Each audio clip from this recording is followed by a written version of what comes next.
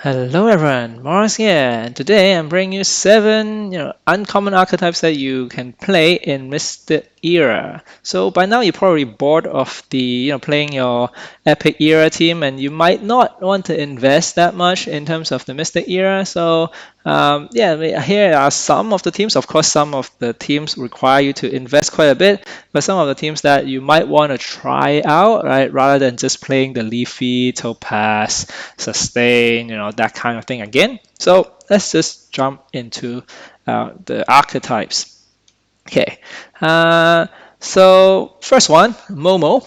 So Fair Descent Momo is might be a thing. Not sure yet, but of course, like if you have Momo and if you happen to craft Fair Descent, or even like the Fair Descent is not that expensive at the moment, one resource you can check out is axieblue.com, where you can see. Just click on runes. You can see like the runes and charms in terms of floor prices, and even the transactions as well. You can filter by mistake or whatever, right? So, and here you can see you can also rank, by floor price or by whatever like profit and things like that. So you can see, where is it? The Fair Descent, $12. Of course, not the most cheapest, but also relatively affordable compared to, let's say, Paradise Glass, or nearly 90. Last Stand is nearly it's over 70 USD. So if you just happen to have a Fair Descent or don't mind paying a bit for a Fair Descent, then yeah, play Momo. Why not? Of course, don't expect to get to like top 10 or something. Maybe you can, who knows? But I would say playing Momo at the moment probably can get you to top 200, maybe even like top 500. I think is doable if you have good support axes. So why not? And I'll give Momo another go, just to have some fun. And I think that's what I'm gonna do as well. Just if you have Momo anyway, and you've played so much Momo in the rare era, then why not just give it another go? Okay, so that's Momo. The next one is actually not that uncommon. I decided to include it just because for people who might be quite new to Axie Origins, might not have seen this before, and especially with the new sponge that changes a bit of how it works. So basically, of course, this is the Heart of Ocean bubble sponge kind of team, where Heart of Ocean basically is a rune that gives the bubble bombs 50% damage, so it deals a lot more damage from the bombs. And yeah, you just use a lot of the sponge to stack up your basically bubble bomb stacks, of course, with yeah, a lot of the charms to help you get the bubbles. So that's basically it, right? Just stack up a lot of bubble bombs on the Heart of Ocean XZ, and then you can fire those off with your square teeth. And square teeth also have another function as well in the other axes, which is to put a Mantis Dagger on, basically becomes a zero cost Garshworm kind of thing. So that's, of course, like these are the most optimized build. Of course, you can always optimize more, but like this is one of the most optimized build at the top. And another reason why I want to include it is because definitely like the has gained popularity from previous era, right? So Heart of Ocean really only is available this era, and it is one of those that can be quite competitive, meaning it can really definitely get to the top 100, and there are many of this team at top 100. So that's why I want to include this here for those who might not know. Okay, so going back to the more uncommon archetype, then the Fury Beast aggro definitely is not very common. Is still viable in the sense of actually this team gets to top 100, but of course this has to be pretty optimized. But if you have a less optimized team, maybe top 500 might be doable, but be warned that it is quite expensive. You do need endless anger. So if I just go back here, sorry if the font is already a bit small, but endless anger about 45 USD. It is definitely not cheap, right? Definitely, like if you have like the resources to basically buy NS Anger, Last Stand as well, it could be quite crucial, right? Clear and Protect, of course, is good to have, right? Unless you have the resources, then otherwise might be a bit tough. Okay, so if you do have the resources and want to give it a go, then NS Anger I think is a must, right? Just to be able to get into Rage a lot faster. Fury a lot faster. Last Stand This actually last time can actually do a lot of damage, especially during Immortal, right?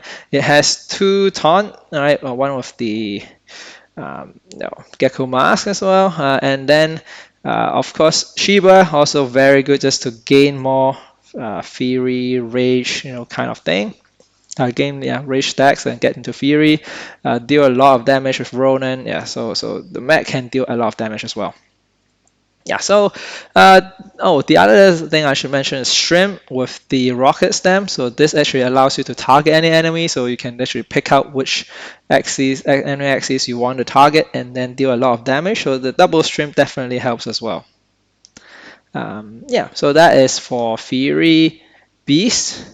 Okay, then we have Sandal. So Sandal is actually pretty similar to last time I mentioned it. If you haven't checked out my video on like the Epic era, then you can check it out. Like just think about what you can play in the next Epic era.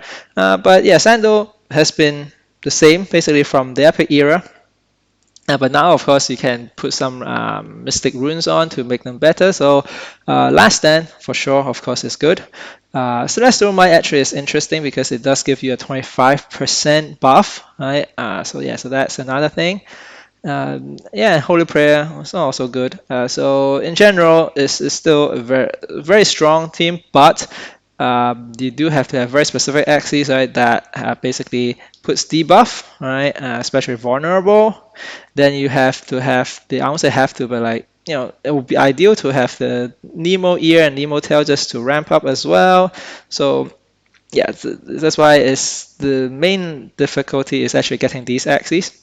But of course, once you have these axes, having the Mystic Runes helps. Let's put it that way.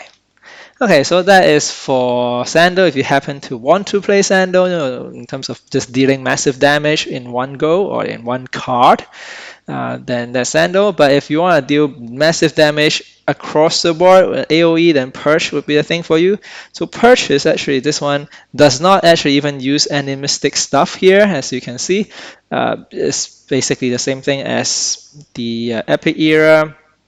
The key is, of course, Mask of Frenzy on the zero cost beast card that allows you to get the rage stacks to get into Fury mode. Effectively, you'll just get into Fury, play the Cointails, and then just play the Purge for massive damage.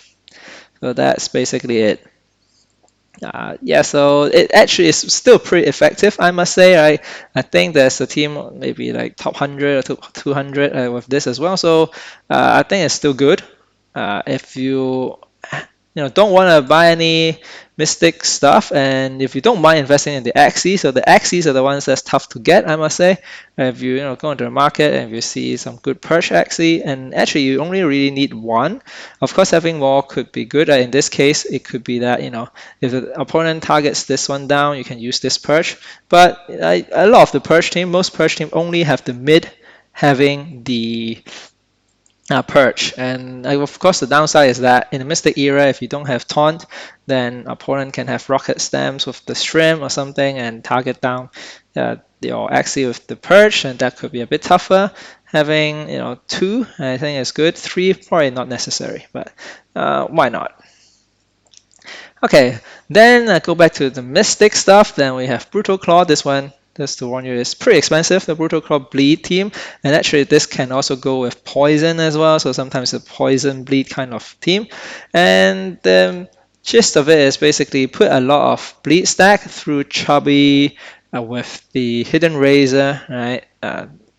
To just basically keep stacking up the bleed, and then you have a lot of AoE on your Brutal Claw Axie.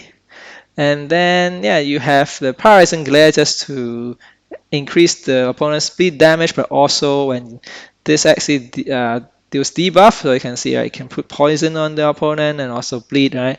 Then the Paralyzing Glare also will do damage to the opponent depending on how much, like the stacks, so it scales with the stacks of the debuff. Yeah, so that's basically how it works. Two problems with it. One is that it is actually the power level is not that high, just because it takes some time to get the stacks up. So that's one thing. White Sage, is still very common. So Cleanse Event is still very common just because poison is all around. So yeah, it makes it a bit tougher, in this particular meta.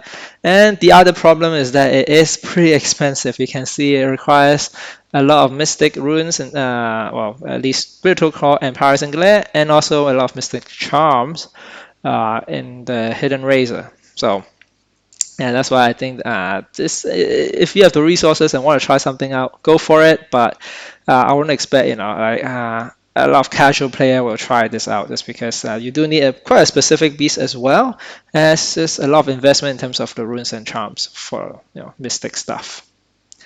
Okay, finally we have Feather Metamorphosis. Again, this one is on the more expensive side as well. I just want to include this as well, is because this is actually a team that came up last season, near the end of the last season, when there was just a lot of topaz, and then this team came up, and I must say it is still somewhat viable. It has been nerfed quite hard, I must say, but it might be able to get to top 500 with it. But it's, I think, just a fun team to play if you want to try it out. So basically how it works is that, okay, I actually have a whole article about it that I wrote last season, but in brief, how it works is that you use Metamorphosis to deal damage. The Metamorphosis will deal damage at the start of your turn, depending on how much shield you remaining, right? And basically the gist of it is you want to stack up a lot of shield on the Metamorphosis Axie so that by the beginning of your turn, you still have a lot of shield remaining. So that's the gist. Actually, this is a very specific version of Feather Metamorphosis. When I say feather, I mean, that is the feather descent that allows you to get to a lot of shield. A lot now, actually, besides Feather Metamorphosis, actually nowadays a lot of sustain builds just tag in Metamorphosis just to deal damage. So if you have Metamorphosis and don't mind playing sustain, you can just play sustain. But if you want to do something more combo kind of stuff, then maybe you can try this Feather Metamorphosis. So yeah, so how it works is, you basically use clouds and stuff, right, just to get to the 10 stacks of feather. Then you get a lot of the feather dagger. You play all the zero cost card and all the feather dagger. Of course, with the bumpy also gives you some shield, and then you play a lot of zero cost card. After that, then you play the teal shell to give you like 300 for each, maybe even 400 armor for each teal shell. And you have 2 copies of it, so you play 2 of them, then that just means you might have like 800 shield at the back, right, in that particular part of turn.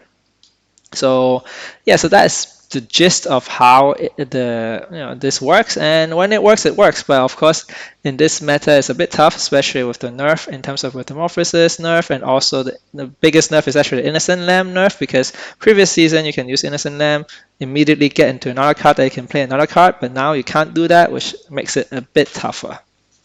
Yeah, so okay, so that is pretty much it for these 7 archetypes that you want to play. Of course, this list is not comprehensive at all, meaning there are probably more stuff out there that are probably viable and you might want to play. And ultimately, just play what you enjoy within your budget. That's what I would say. Obviously, by definition, not everyone gets to the top, so maybe one of the ways in which you can, like, have a bit of fun, right? As a casual player, you might not want to spend that much. Is you might just want to build a budget team, maybe have a realistic aim, let's say reaching challenger or reaching a particular victory star point or something, and just work towards it, right? Yeah, just not like, don't aim to get to the top 10 just because only 10 people can get the top 10, right? So that, I think that's one way in which you can try and enjoy it. And of course, the main thing is really enjoy like playing the archetype that the team that you're playing. And maybe a bit of a rant as well is that as a casual player, I actually don't really like Mystic Era as much as the other two, and mainly because the Mystic Eras, like the Mystic Runes and Charms, are just more expensive, and so I don't think I personally would want to invest a certain certain amount just to buy the Mystic Runes and Charms, just to try out different archetypes. So I think that is the problem with Mystic Era, not just for me, but I think this for a lot of casual players in general, I do feel. So yeah, so that's there's this cost and reward kind of balance that you have to strike as well. And for Mystic Era, I think for a lot of people, it's probably just not worth investing. Especially if you want to look into the rewards, then actually you can see on xeblue.com there is a reward page as well where you can see how much you are expected to get if you get to a certain rank, right? And let's say if you want to buy like two relatively meta mystic rune, and that will be about 100 already, 100 USD, and you probably have to get to top 200, 225 in order to even just break even. So yeah, that's why uh, I do feel like for Mystic Era, it's really not for everyone, and yeah, it's really just mostly for the top to really play. And I guess for the rest of us, uh, my advice would be, yeah, just play within your budget, just play whatever is viable and get to a reasonable point here where you are happy with, and that's it. Okay, all right, so that's it for today. And tomorrow I will be, well, hopefully we'll get enough data to actually make a meta report for the Mystic Era, and then we'll see what kind of teams are at the top. Okay, so that's it for today. Thanks for watching, and I'll see you next time.